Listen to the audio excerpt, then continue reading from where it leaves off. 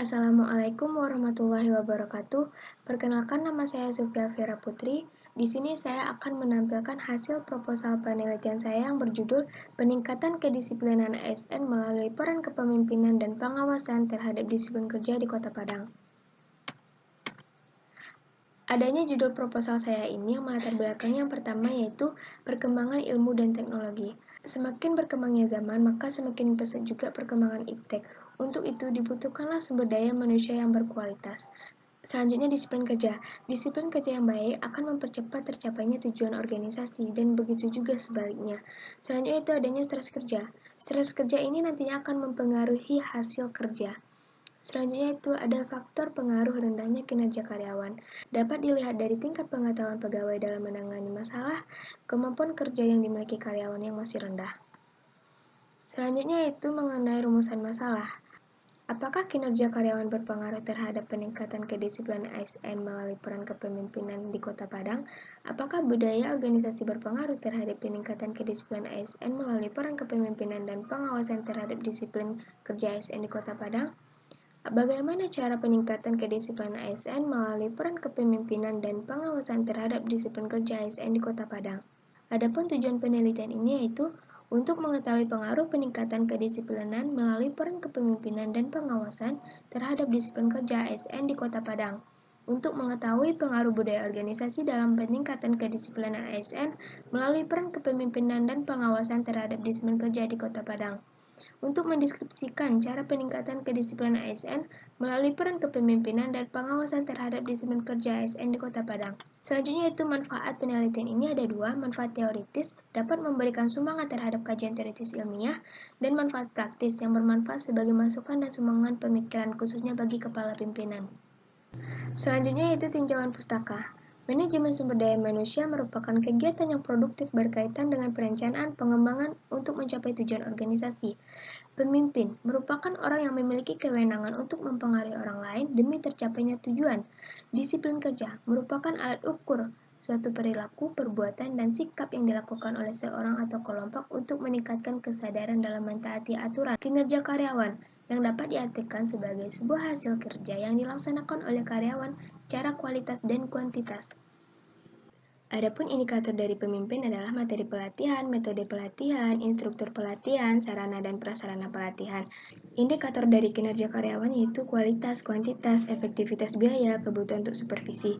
Sedangkan indikator dari disiplin kerja yaitu tujuan dan kemampuan, teladan pimpinan, balas jasa, gaji, keadilan, dan pengawasan.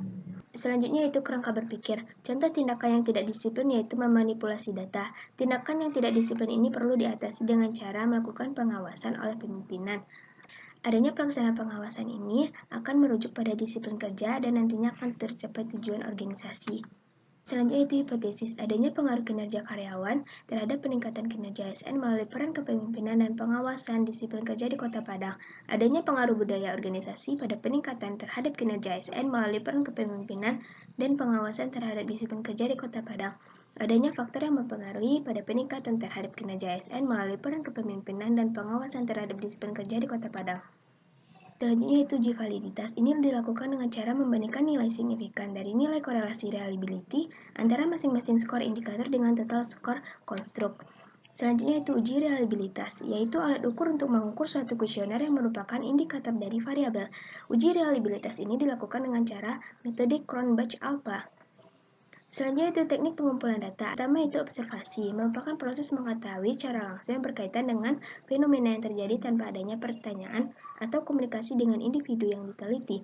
Selanjutnya itu yang kedua itu wawancara. Peneliti berdiskusi dengan beberapa karyawan untuk memperoleh informasi. Yang ketiga itu kuesioner.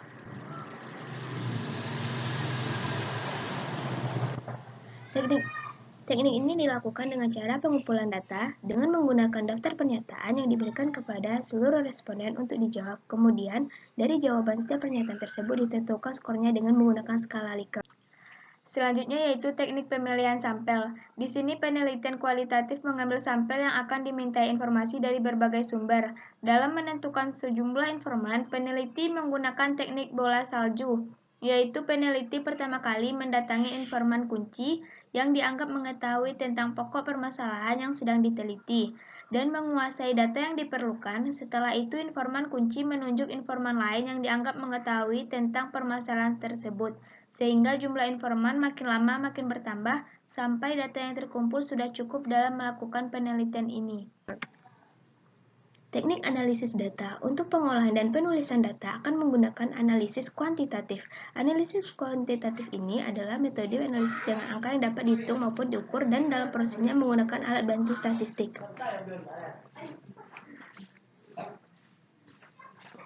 Dari penelitian ini merupakan penelitian kuantitatif dengan jumlah populasi 40 responden penyebaran kuesioner melalui Google Formulir.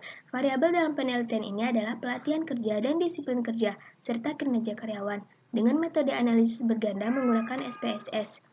Untuk mengetahui bahwa instrumen dalam penelitian ini merupakan alat ukur yang akurat dan dapat dipercaya, maka diperlukan pengujian data.